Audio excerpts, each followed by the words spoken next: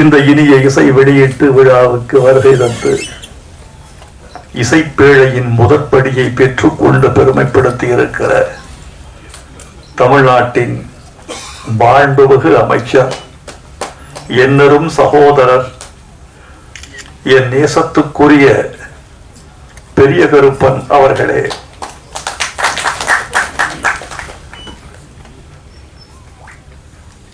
படக்குழுவை சார்ந்த நண்பர்களே, மேடையில் அமர்ந்திருக்கும் மேன்மைக்குரிய கலைப்பெருமக்களே, பாசத்திற்குரிய பத்திரிகையாளர்களே, ஊடக உறவுகளே, கலை உலகத்தின் முன்னணி முகங்களே, தாய்மார்களே, உங்கள் அனைவருக்கும் எனது அன்பான வணக்கத்தை தெரிவித்துக் கொள்கிறேன்.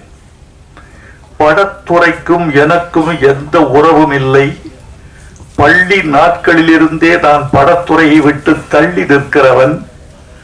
இன்று இந்த விழாவுக்கு வந்து நான் கலை உலகத்தோடு உறவாட வந்திருக்கிறேன்.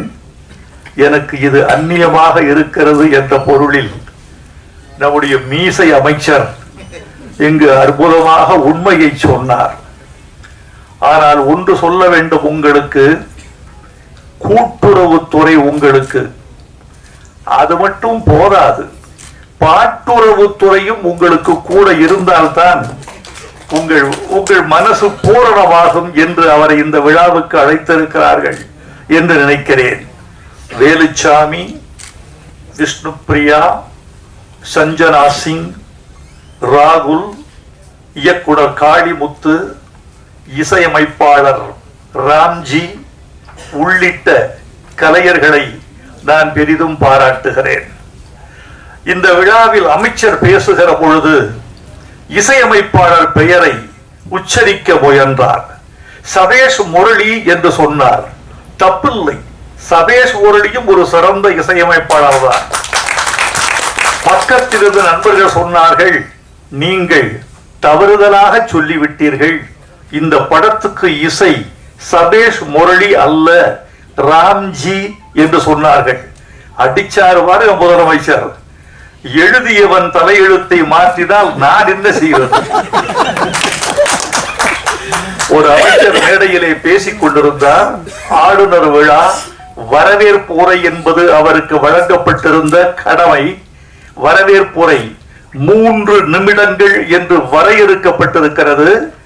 3 நிமிடங்கள் பேச வேண்டிய அமைச்சர் வரவேற்புரையை 6 நிமிடங்கள் பேசுகிறார். எல்லோருக்கும் அதிர்ச்சியாகிவிட்டது. கேட்டார்கள், 3 நிமிடம் தானே நீங்கள் வந்து பேச வேண்டும், 6 நிமிடங்கள் பேசி இருக்கிறீர்களே அமைச்சரே என்று கேட்டார்கள். நான் 6 நிமிடங்கள் தான் பேசினேன் என்று சொல்லிவிட்டு போய்விட்டார். உள்ளே சென்று நேர்முக உதவியாளரை அழைத்து கேட்டார், 3 நிமிடம் தானே நீ எழுதி தர வேண்டும், 6 நிமிடங்கள் ஏன் எழுதி தந்தாய்? அதற்கு உதவியாளர் சொன்னார், ஐயா மன்னிக்க வேண்டும், நான் 3 நிமிடங்களின் உரையை 1+1 வைத்திருந்தேன், நீங்கள் அதை 2 முறை வாசித்து விட்டீர்கள், என்னை மன்னிக்க வேண்டும் என்றார். எழுதி தருகிறவர்கள் சரியாக இருந்தால்தான் கடமை சரியாக நடக்கும் என்பதற்கு இன்றைய நிகழ்ச்சியும் உதாரணம். எங்களுக்கு மகிழ்ச்சி, நீங்கள் வந்தது, வாழ்த்தியது, மண்ணை சார்ந்த பெருமக்களுக்கு நீங்கள் வாழ்த்து சொல்லியது. இவர்களெல்லாம் உங்கள் உறவுகள். கருப்பர் என்ற சாமியின் பெயரால் எடுக்கப்படுகிறது. நாங்கள் 2 பேர் கருப்பு சாமிகள் வாழ்த்த வந்திருக்கிறோம். ஒன்று பெரிய கருப்பசாமி, நான் சின்ன கருப்பசாமி.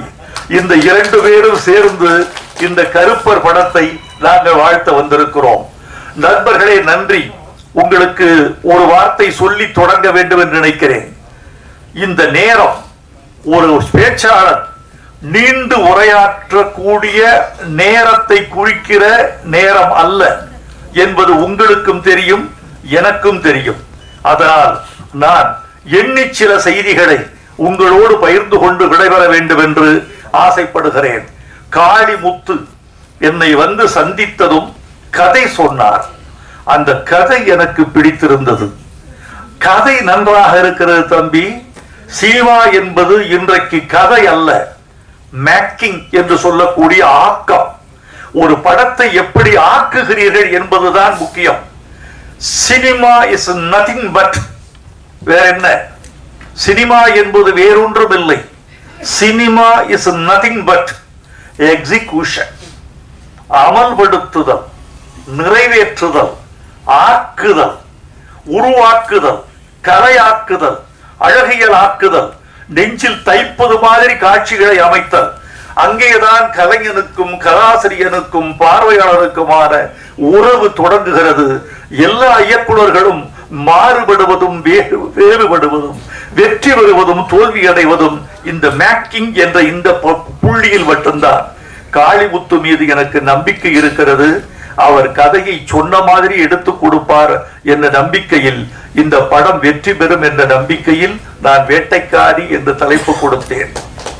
தலைப்பு என்பது எங்களுக்கு புதிதல்ல. நான் எழுதிய முதல் பாட்டு பொன்மாலை பொழுது, அது ஒரு படத்துக்கு தலைப்பானது. புது கவிதைக்கு நான் எழுதிய ஒரு பாட்டு வெள்ளை புறா ஒன்று, அது ஒரு பாட்டுக்கு தலைப்பானது.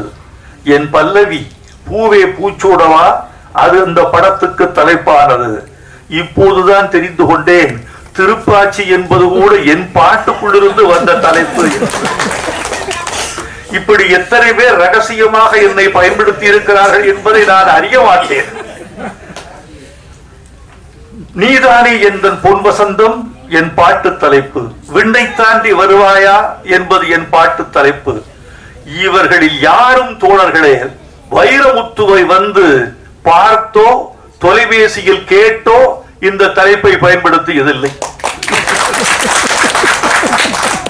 அத்தனை பேரும் வைரமுத்து நமக்கானவன், தமிழ் நமக்கானது, ஏன் கேட்க வேண்டும் என்ற உரிமையில் எடுத்துக் கொள்கிறார்கள்.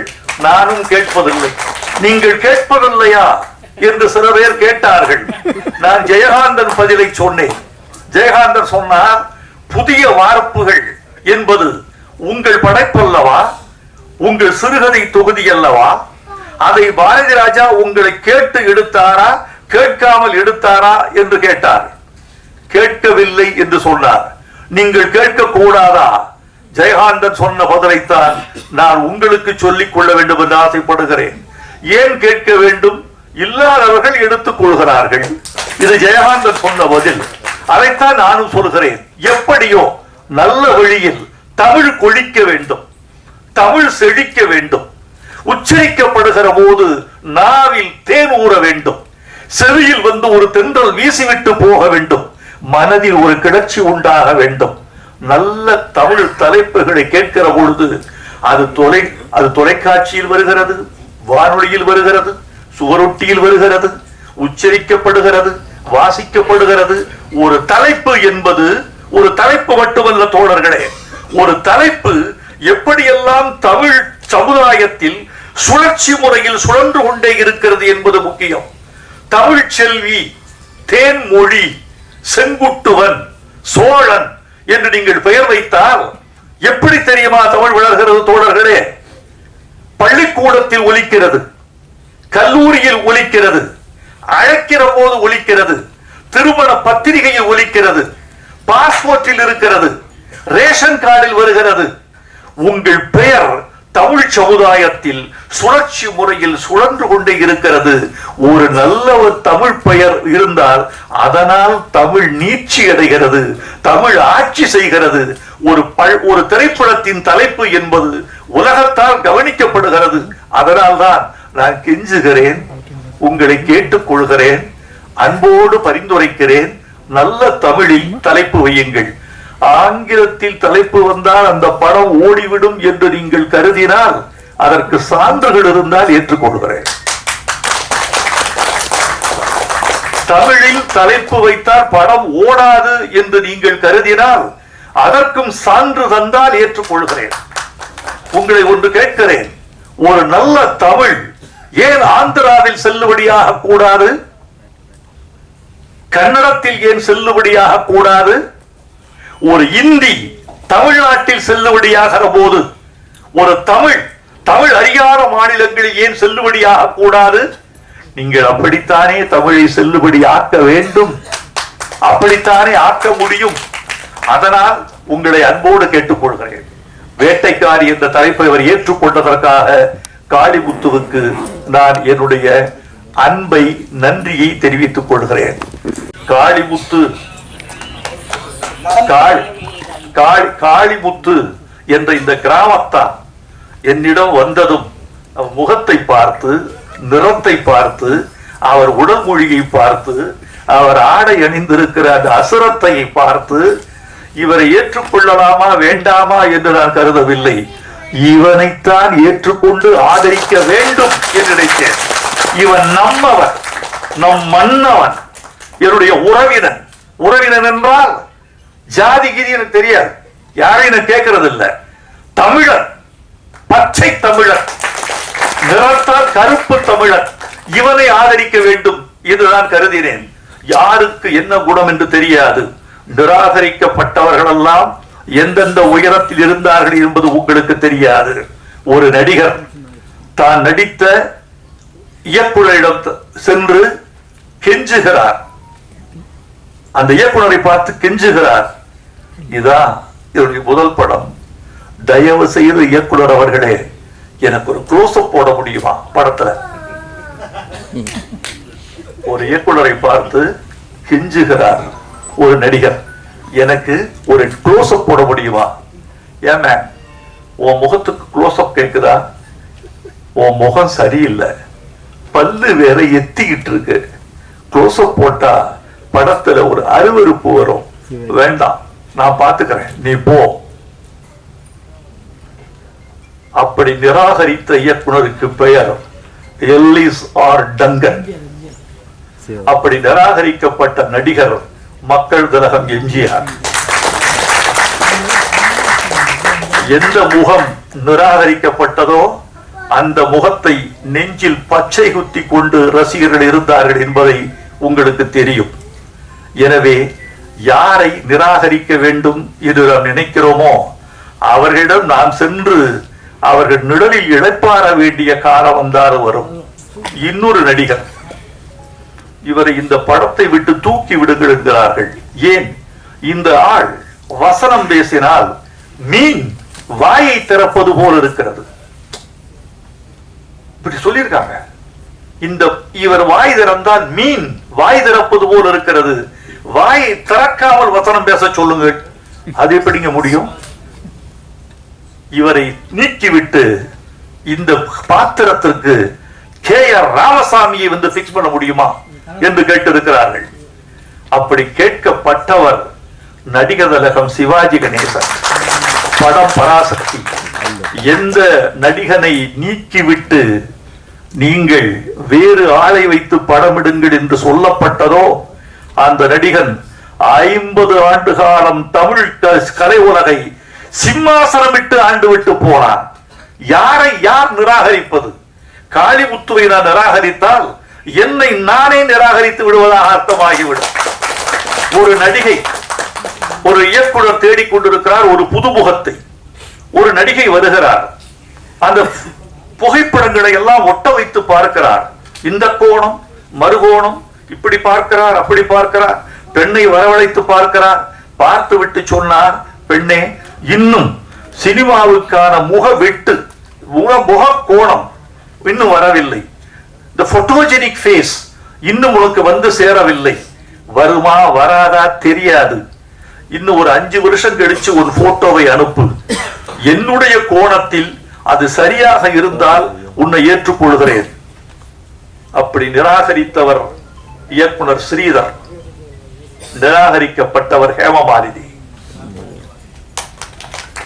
இந்த நிராகரிப்பினாலேயே அந்த அம்மையார் இந்திக்கு சென்று வெற்றி பெற்ற பிறகு என் வாழ்நாளில் என்னை நிராகரித்த தமிழ் சினிமாவில் நடிக்க மாட்டேன் என்று ஒரு உத்தரவாதம் எடுத்துக் கொண்டதாக என் செவிகளுக்கு வந்தது. இதில் எவ்வளவு உண்மை என்று எனக்கு தெரியாது. என் செவிகளுக்கு வந்த செய்தியை உங்களுக்கு சொல்ல வேண்டும். யாரும் சினிமாவில் பெருசாக வரலாம் நண்பர்களே, நீட்டி முழக்க ஆசைதான், ஆனால் வேண்டாம் என்று நினைக்கிறேன். இந்த பாடல்களை பற்றி நான் கொஞ்சம் சொல்லியாக வேண்டும். எவ்வப்பொழுதெல்லாம் ஒரு கவிஞன் தன் கவிதையை கொண்டு போய் பாட்டுக்குள் செருகுகிறானோ, பாட்டு என்ற சிம்மாசனத்தில் கவிதைக்கு எப்போது முடிகூடுகிறானோ அப்போதெல்லாம் தமிழ் பாட்டு உச்சத்தில் கொடி கட்டி பறந்திருக்கிறது. வேண்டுமா நண்பர்களே, ஊடக நண்பர்களே, இதோ நேரடி ஒளிபரப்பில் கூட யூடியூப் நண்பர்கள் இதை ஒளிபரப்பிக் கொண்டிருக்க கூடும். அல்லது நாளை விடுவதற்குள் எப்படி தெரியுமா ஆச்சரியப்பட்டேன் தெரியுமா? நான் இங்கு பேசுகிறேன், நான் வீட்டுக்கு போயிடுறேன்.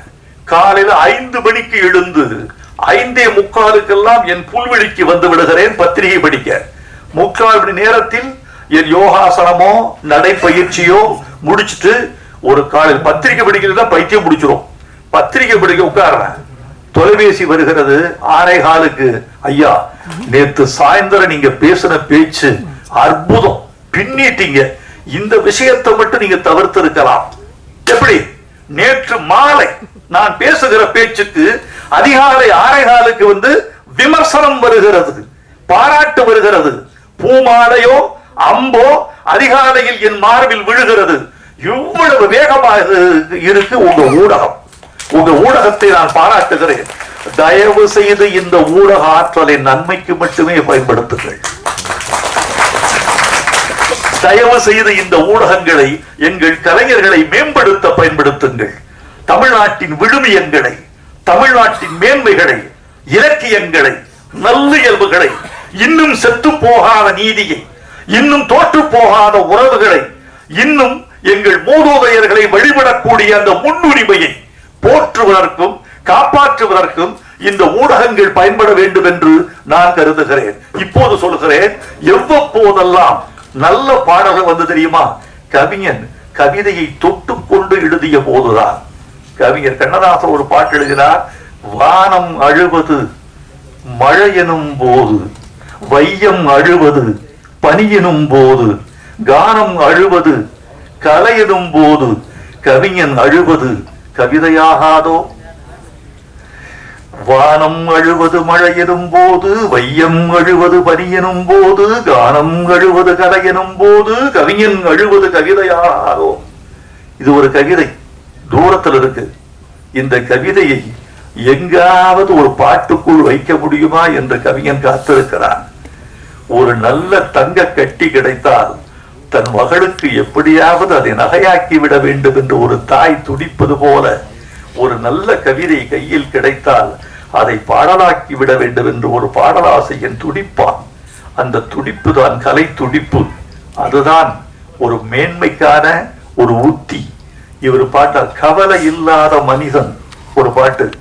கர்ப்பத்தில் நானே கரைஞ்சிருப்பேரே. இந்த வரி வந்து ஒரு மகள் பெறப்பட்டவுடன் குப்பை தொட்டியில் வீசப்பட்டாள். இல்லெஜிட்டிமேட் சைல்டு, முறையற்ற வழியில் பெறப்பட்ட குழந்தை. அவ கூட்டி போயிட்டான். குழந்தை சாகல, வளருது. குழந்தை வளர்ந்து வளர்ந்து வளர்ந்து தாயை கண்டுபிடிக்குது. அந்த தாய் முன்னால ஒரு பாட்டு பாடுது அந்த குழந்தை. பாலச்சந்தர் என்ற மகா கலைஞனுடைய கதையில் ஒரு எவ்வளவு முக்கியமான செய்தி. காடிமுத்து போன்றவர்களுக்கு, நம்முடைய பேரரசு போன்றவர்களுக்கு இப்போ ஏன் நல்ல பாட்டு வரலன்னு நீங்க நினைக்கிறீங்க? சொல்லுங்க பார்ப்போம். இசைக்கு பஞ்சம் இல்லை, மொழிக்கு பஞ்சம் இல்லை, இயக்குநர்களுக்கு பஞ்சம் இல்லை, தொழில்நுட்பத்திற்கு பஞ்சம் இல்லை. எதற்கு பஞ்சம் என்றால், பாடல்களை உட்கார வைப்பதற்கு உங்க கதையில் இடுப்பு இல்லை தம்பி. இந்த குழந்தை எங்க உட்கார வைப்பீங்க? உங்க இடுப்புல உட்கார்ந்தா அந்த குழந்தை வழிக்கு விழுந்து செத்தே போகும். உட்கார இடம் இல்லை. அந்த காலத்துல பாட்டுல தோல்ல ஒரு குழந்தை, கதையின் தோளில் ஒரு குழந்தை, வலத்தோளில் ஒரு குழந்தை, இடத்தோளில் ஒரு குழந்தை, கக்கத்தில் ஒரு குழந்தை, மறுகக்கத்தில் ஒரு குழந்தை, ஓரிடுப்பில் ஒரு குழந்தை, மறு இடுப்பில் ஒரு குழந்தை, இப்படி 6 பாடல்கள் உட்காரும். இன்னைக்கு உட்காருவதற்கு கதையில இடுப்பு இருக்கா? இடம் இருக்கா? நாற்காலி இருக்கா? ஏதாவது ஒரு பாட்டை எழுதி கொடுத்தால் அந்த பாட்டு முதல்ல ஒரு பாட்டு வந்து 7 நிமிஷம் 8 நிமிஷம் இருக்கும். பழைய பாட்டெல்லாம் 3 நிமிஷம் 30 செகண்ட்ஸ் தான். இப்போ ஒரு பாட்டு 5 நிமிட பாட்டை 5 நிமிடத்திற்கு பயன்படுத்துவதற்கு உங்கள் கதை அனுமதிக்கவில்லை. அது அப்படியே பல்லவியை தேய்ச்சி விட்டு அப்படியே போயிடுறாங்க. ஆங்கில படங்களை பார்த்து தயவு செய்து நல்லவற்றை எடுத்துக் கொள்ளுங்கள், கெட்டவற்றை தள்ளிவிடுங்கள். ஆங்கில படங்களில் வசனத்தோடு வசனமாய், காட்சியோடு காட்சியாய், படத்தோடு படமாய் பாடல்கள் தேய்க்கப்பட்டு விடுகின்றன. இதை நீங்கள் தமிழ்ல கைப்பற்றாதீங்க, பின்பற்றவே வேண்டாம்.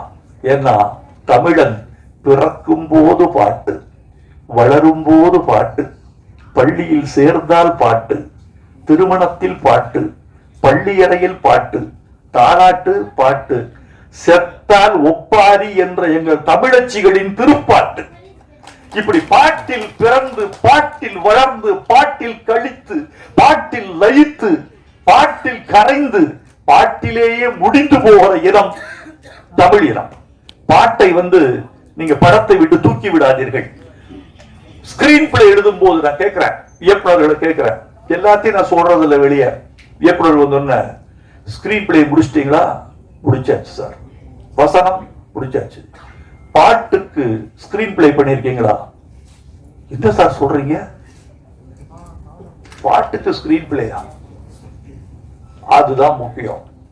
உங்க படத்தில் பாட்டு நிக்கணும்னா பாட்டுக்கு ஒரு ஸ்கிரீன் பிளே வேணும். உங்க படத்துல எத்தனை பாட்டுன்னு கேட்டா திகைக்கிறார்கள். என்னென்ன பாட்டு? ஒரு 3 பாட்டு 4 பாட்டு வச்சுக்கலாம் சார். எந்தெந்த இடத்துல அதை யோசிக்கலாம் சார்? யோசிக்க கூடாது. குழந்தை பிறக்கும் போதே மூக்கும் மொழியும் காதும் நெஞ்சும் கல்லீரலும் சிறுநீரகமும் சேர்ந்து பிறக்கவில்லை என்றால் பிறந்த பிறகு ஒட்ட வைக்க முடியாத தோழர்களே. பிறக்கும் போதே பாட்டோட பிறக்கணும். இங்க பாட்டு இருக்கா இல்லையா? பாட்டுக்கு இடமில்லை என்றால் பாட்டை தூக்கி எறிந்து விடுங்கள், தப்பே இல்லை. என் கதைக்கு, என்னுடைய சினிமாவுக்கு பாட்டு என்பது தேவையில்லை. பாட்டு என்பது 6ஆம் விரல், இடைஞ்சல் தேவையில்லை என்று நீங்கள் தூக்கி எறிந்து விட்டால் ஒரு கவலை இல்லை. அந்த நாள் இந்த பாட்டு வேண்டி இருந்ததா? ஒரு பாடலாசிரியன் நான் பாட்டு பரபரப்பா எழுதி கொண்டிருக்கிற போது பாலச்சந்திரனை அழைத்தா, ஒரு படம் நீங்கள் செய்து தர வேண்டும். என்ன சார், எத்தனை பாட்டு? பாட்டே இல்ல. அப்படியா? அவர் என்ன ஏன் கூப்பிட்டீங்க? வசனம் தான் அதுல பாட்டு மாதிரி இருக்கணும். இந்த படத்துக்கு வசனம் எழுதி கொடுங்க. என்ன படம் சார்? வண்ண கனவுகள். கார்த்திக். அடி ஒழுக்குகள் என்று MT வாசுதேவநாயர் மலையாளத்தில் எழுதி கொடுத்து மம்புட்டி கதாநாயகா நடித்த படத்தை தமிழில் கவிதாலயா வண்ண கனவுகள் என்று எடுத்தது. பாடல்கள் வைரமுத்து அல்ல, வசனம் வைரமுத்து. 100 நாள் படம். ஒரு பாடலின் வேலையை வசனம் செய்வதாக நான் கற்பித்துக் கொண்டு எழுதினேன். நிறைவில்லை, ஆனாலும் கூட கற்பித்துக் கொண்டு எழுதினேன். படத்துக்கு தேவை எழுதிடலாம். ஆனா படம் பிறக்கிற போது, கதை பிறக்கிற போதே நீங்க ஸ்கிரீன் பிளே எழுதிடணும். காளிமுத்துக்கிட்ட எனக்கு பிடிச்சது, இது காட்டுக்குள்ள ஒரு பாட்டு. என்ன பாட்டு சார்? காட்டை நேசித்து, காட்டை போற்றி ஒரு பாட்டு. ஏன்? காடுதான் இந்த களத்தின், இந்த கதையின் களம். காடுதான் இந்த படத்தினுடைய உள்ள உட்கட்டமைப்பு. எனவே காட்டுக்குள்ள போற போது பாட்டு காட்டை விட்டு வெளியே போகக்கூடாது. பாலைவனத்தில் இருக்கிற போது மணலை பற்றி பாட்டு, மருதநிலத்தில் இருக்கிற போது நெல்லை பற்றி பாட்டு, குறிஞ்சி நிலத்தில் இருக்கிற போது தேனை பற்றி பாட்டு, காட்டுக்குள்ளே இருக்கிற போது காட்டை பற்றி பாட்டு என்று சொன்னவுடன் நான் என்கிட்ட விட்டுருக்க தம்பி, நான் என்கிட்ட விடுங்க, நான் பார்த்துக்கிறேன். நான் ஒரு கவிதை எழுதியிருந்தேன். அந்த கவிதையை பாட்டாக்கலாம். எவ்வப்போதெல்லாம் கவிதையில் இருந்து பாடலுக்கு பரிமாறப்படுகிறதோ அவ்வப்போதெல்லாம் தமிழ் பாட்டு தழைத்தோங்கி இருக்கிறது. என் முன்னோடிகள் காலத்திலிருந்து இன்று வரைக்கும் என்று சொன்னேன் அல்லவா? என் கவிதையை எடுத்து வைத்தேன். சீ மிருகமே என்று மனிதனை திட்டாதே மனிதனே. எந்த விலங்கும் இறைப்பைக்கு மேலே இன்னொரு வயிறு வளர்ப்பதில்லை. எந்த புறாவும் தஞ்சோடி என்று பிற ஜோடி தொடுவதில்லை. கர்ப்ப வாசனை கண்டுகொண்டால் காளை பசுவை சேர்வதில்லை. விலங்குகளுக்கு தொடுநோய் இல்லை தெரியுமோ? எந்த விலங்குக்கும் சர்க்கரை வியாதி இல்லை. எந்த பறவையும் கூடு கட்டி வாடகைக்கு விடுவதில்லை. மாண்டால் மானின் தோல் ஆசனம், மயிலின் தோகை விசிறி, ஒட்டகத்தின் எலும்பு ஆபரணம். நீ மாண்டா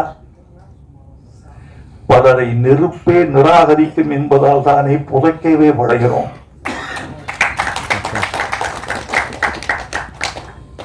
காட்டுக்குள் மதம் இல்லை, காட்டுக்குள் மூட நம்பிக்கை இல்லை.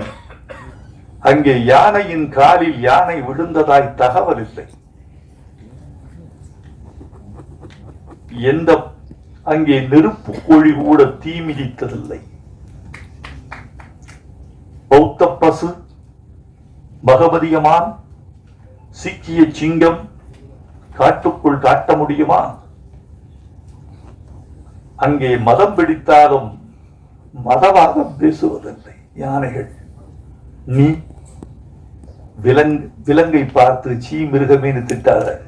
கொஞ்சம் ஒரு காட்டுக்குள் என்ன சுத்தம்? ஒரு மிருகம் இன்னொரு மிருகத்தை ஏசுகிறது, சீ மனிதனே. இப்படி ஒரு கவிதை எழுதி முடித்தேன். இந்த கவிதையை கொண்டு போய் காளிமுத்துக்கு பயன்படுத்தினால் என்ன என்று நினைத்தேன். நீங்கள் நினைக்கலாம் தோழர்களே, இந்த படம் எவ்வளவு வெற்றி பெறும் என்று எனக்கு தெரியும். இந்த படத்தின் வியாபாரம் என்ன என்று தெரியும். இந்த படத்தை எத்தனை தமிழர்கள் பார்ப்பார்கள் என்று தெரியும். உதாரணமாக என் நண்பர், எனக்கு திரையுலக நண்பர்கள்ல திரையரங்க உரிமையாளர்களும் சில பேர் இருக்கிறார்கள். அவர்கள் சொன்ன ஒரு தகவலை சொல்லுகிறேன், நீங்கள் அதிர்ந்து போவீர்கள். நாளுக்கு நாள் நாளுக்கு நாள் திரையரங்கத்தில் திரைப்படம் பார்க்கிற தமிழர்களின் எண்ணிக்கை குறைந்து கொண்டே வருகிறது. The number of audience. ஒரு காலத்துல 1.5 கோடி மக்கள் பார்த்த படம் வச்சுக்கங்க, அப்புறம் 1.25 கோடி, அப்புறம் 1 கோடி, 35 லட்சம் பேர் பார்த்தாலே இன்னைக்கு பெரிய படம். இப்படி ஆயிடுச்சு. ஏனென்றால் தமிழர்கள் சிதறி கிடக்கிறார்கள். அமைச்சருக்கு திரையுலகம் தெரியாது, ஆட்சியில் வல்லவர், அவருக்கு அதெல்லாம் தெரிஞ்சிருக்கும். எப்படி கேட்டீங்கன்னா, செல்போன்ல, தொலைக்காட்சியில, அப்புறம் உங்க யூடியூப்ல எல்லாரும் சிதறி கிடக்கிறார்கள். பெண்கள் தொலைக்காட்சி தொடர்களில் இருக்கிறார்கள், அவங்க திரையரங்கத்துக்கு வர்றதில்லை. அப்ப சினிமாவின் தரம் தாழ்ந்ததற்கு என்ன காரணம் என்று வைரமுத்து நினைக்கிறான் என்றால், ஒன்று சொல்லுகிறேன், யாருக்கு திரையுலகம் பங்கு வைக்கப்படுகிறதோ, பந்தி வைக்கப்படுகிறதோ, அவர்களின் உயரத்துக்குத்தான் சினிமா எடுக்கப்படுகிறது.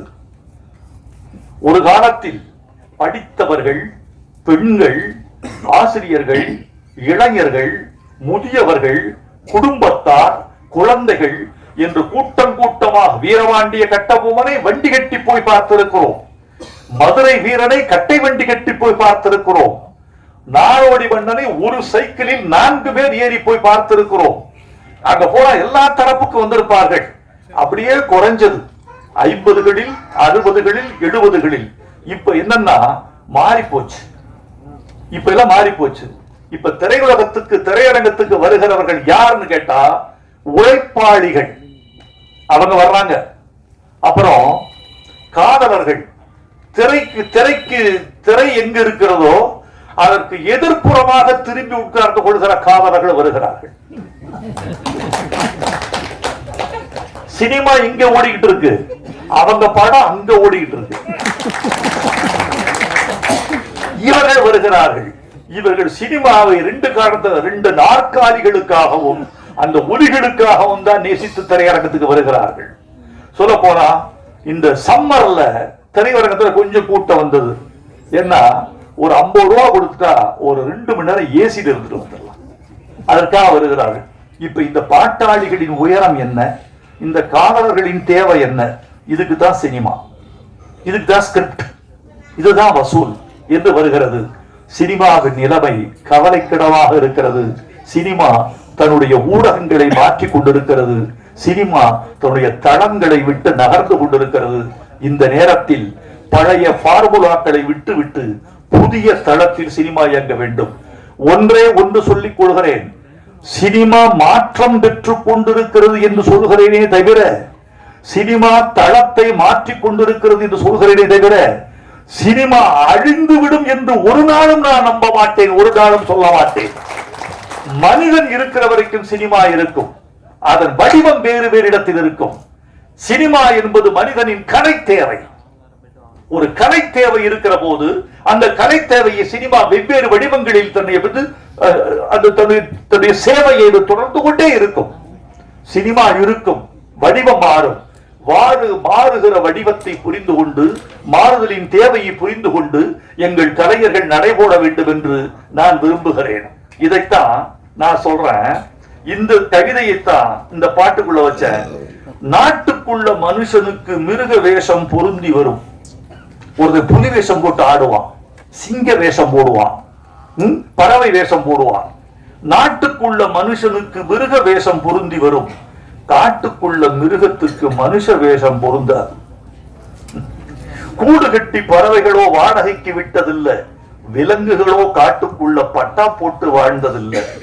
மதம் பிடிச்ச யானைக்கும் மதவாதம் சொன்னதில்லை, சைவ புலி பௌத்த பசு காட்டுக்குள்ள கண்டதில்லை. பேரரசு சொன்னாரா, அமைச்சர் சொன்னாரா, மேடு பள்ளம் இருந்தாலும், கமிஷனர் சொன்னீங்க அழகா, மேடு பள்ளம் இருந்தாலும் சமதர்மம் காட்டுக்குள்ள, சமவெளியில் வாழ்ந்தாலும் மேடு பள்ளம் நாட்டுக்குள்ள. இதை சொல்லுகிற போது அனுபவம் வருகிறது. சாலைகளில் போகிற போது வைரமுத்து சொன்ன வரி நினைவுக்கு வந்தால் அதுதான் வெற்றி.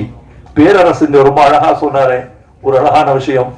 திரையில் பாட்டு ஓடிக்கொண்டிருந்தது, ஆண் குரல் வந்த பொழுதே எனக்கு ஒரு பெண் குரல் வந்தது.